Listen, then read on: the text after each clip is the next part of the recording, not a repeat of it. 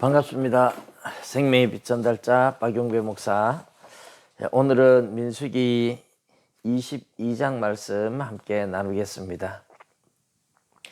민수기 22장부터 25장까지는 모압 왕 발락이 발람을 불러서 술사고 점술가고 점쟁이죠. 발람을 불러서 이스라엘을 저주하라고 하지만 하나님께서 막아서 이스라엘을 저주할 수 없게 했다 하는 이야기가 22장부터 25장까지 나오는 내용입니다. 자, 22장의 내용은 이제 모압 왕 발락이 발람을 부르는 장면입니다. 발람은 술사라고 이렇게 번역이 되어 있는데 점술가라고 지금은 이제 번역이 되어 있고, 히브리어로 카쌈이라는 이 단어는 점쟁이, 술사 그런 의미가 되죠. 모압 왕 발락이 이스라엘을 굉장히 두려워하게 된 이유는 바산 왕 옥과 아모리 왕 시혼 두 왕을, 요단강 동쪽에 두 왕을 점령하는 것을 이제 보았을 겁니다.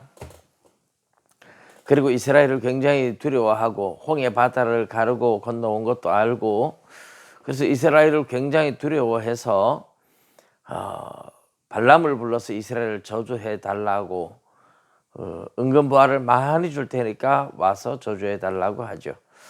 발람은 그 시대 그 지역 사람들한테 굉장히 유명한 아주 큰 점쟁이였다, 이렇게 보면 됩니다. 그가 저주하는 자는 저주를 받고 그가 축복하는 자는 축복을 받는다, 이 말은 그냥 이렇게 무당들이 귀신 들려서 이렇게 점을 치고 하는데, 타락한 천사들이 귀신들이 되었지만 이 타락한 천사들도 이제 원래는 계급이 있잖아요. 천사들이 계급이 있는데 이 계급 중에서 아주 상당히 높은 계급에 있는 타락한 천사 중에 상당히 높은 계급의 천사 같아요.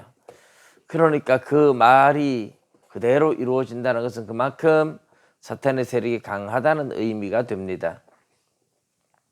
그래서 하나님이 나와서 개입을 하죠. 발람이 이스라엘을 저주하지 못하도록 개입을 하십니다. 처음에 이제 발락 왕이 보낸 사자들이 왔을 때 발람이 하나님 앞에 묻습니다. 이스라엘을 저주할까요 말까요? 오라고 하는데 갈까요 말까요? 하나님이 가지 말라고 하죠. 그래서 발람이 가지를 않습니다.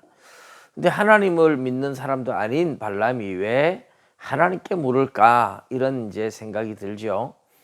근데 영적인 세계는 우리가 다 알지 못하지만 영적 세계는 통하는 게 있어요. 천사들과 하나님과 다 대화가 되고, 비록 사탄이 되었을지라도 타락한 천사지만 원래는 하늘나라에서 천사들과 함께 있었던 천사물이고, 그들이 타락해도 여전히 그 영적 기능들이, 하나님의 은혜가 떨어져서 이제 선한 마음이 없고 악한 존재들이 되었을 뿐이지 능력들은 그대로 가지고 있는 겁니다. 그러다 보니까 하나님과 교통이 이루어지죠. 그래서 이 발람이 이스라엘은 하나님의 백성이니까 하나님을 찾아서 하나님께 갈까요 말까요 물었던 것으로 보입니다. 하나님이 가지 마라 개입을 하셨어요. 그런데 발락 왕이 두 번째 사신을 더 높은 사람들을 보내죠. 더 많은 재물을 주겠다고 오라. 그러니 하나님이 가라고 하면 가겠다 하면서 거절하지 않고 그들을 잠을 재웁니다. 하나님께서 그 밤에 나타나서 가거라. 사실 이것이 하나님이 가라고 허락한 거라고 생각하면 안 됩니다. 하나님이 막아도 어차피 가려고 하니까 그렇게 가고 싶으면 가라, 이런 의미예요. 하나님이 원하는 건 아닙니다. 발락이 보낸 사자들을 보고 발람이 탐욕에 눈이 어두워서 꼭 가고 싶어 하니까 그렇게 가고 싶으면 가라, 이런 뜻이죠. 그런데 하나님께서 사자를 보내서 발람을 죽이려고 합니다. 나귀의 눈을 열어서 나귀가 길 가쪽으로 피하다가 밭으로 피하고 담장에 가서 계속 천사가 칼을 들고 따라오니까 나중에는 땅에 주저앉아 버리죠.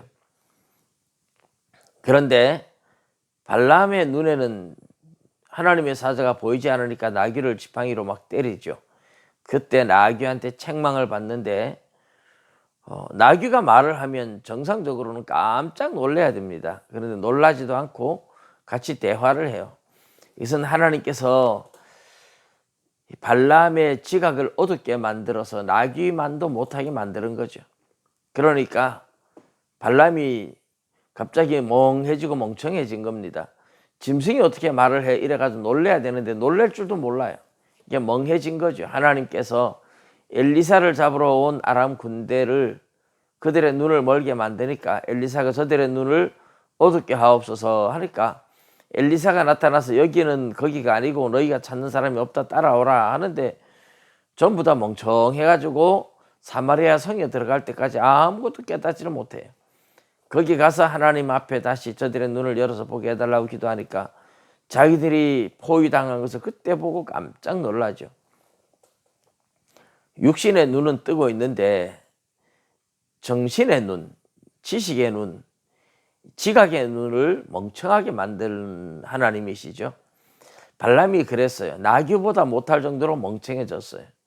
그러니까 나귀를 때리다가 나귀한테 책망을 받죠. 내가 너 이렇게 한 적이 있느냐? 없다. 그런데 이제 왜 3번 때리느냐?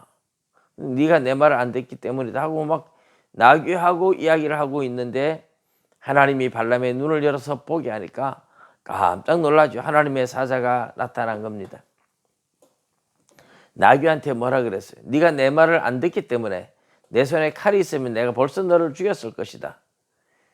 그 말대로 하면 발람은 벌써 죽어야 돼요.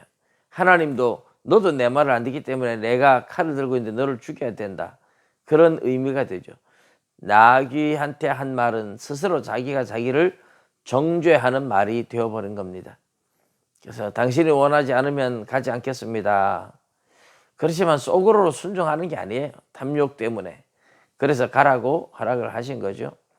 모압 왕 발락을 만났는데 발락이 아주 환대를 하죠. 그렇지만 내 마음대로 할 수 없습니다. 내 마음대로 할 수 없다고 하는 발람의 마음은 굉장히 속이 쓰릴 겁니다. 저주를 하고 축복을 받고 싶은데 왕이 주는 금은 보화를 누리고 싶은데 이 가질 수 없는 것에 대해서 굉장히 속이 쓰릴 거예요. 근데 하나님께서는 왜 이렇게 간섭을 하실까요? 하나님이 간섭하시는 이유가 이제 마귀는 이스라엘을 막 저주를 하고 저주한 대로 이제 실제로 이스라엘을 벌을 내리려고 하겠죠. 근데 하나님이 간섭해서 저주하지 못하게 하지 않으면 마귀는 내가 저주할 때 하나님이 허락한 것이 아닙니까? 그런 의도로 하나님 앞에 따질 거예요. 그래서 하나님은 아예 저주를 하지 못하도록 막으신 겁니다.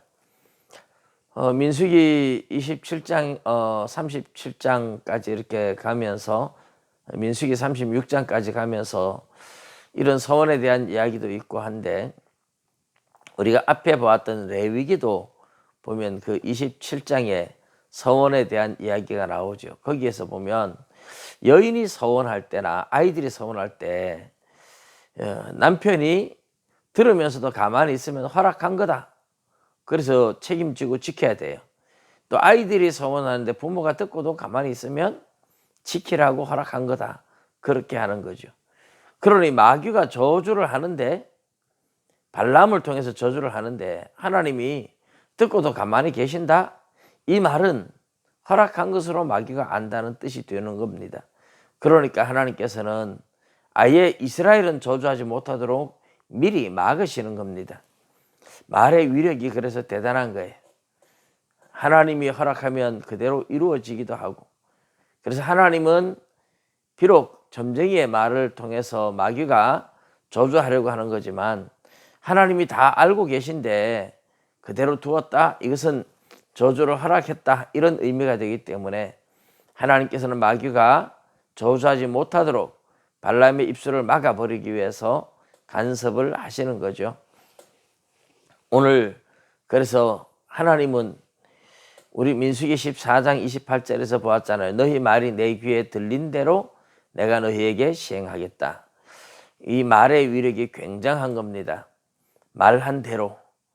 그래서 말 실수했으면 하나님 앞에 철저하게 회개해야 되고 우리는 말도 굉장히 조심해야 되죠. 무슨 무익한 말이든지 마지막 심판날에 그대로 신문을 받는다고 했습니다. 늘 축복의 말만 하고 좋은 말만 하고 또 하나님 앞에도 그렇게 기도하고 그렇게 살아가시기를 좋은 말을 통해서 좋은 열매를 맺고 좋은 말로 좋은 씨앗을 심어서 좋은 열매 맺는 그런 삶이 되시기를 축복합니다. 예, 감사합니다.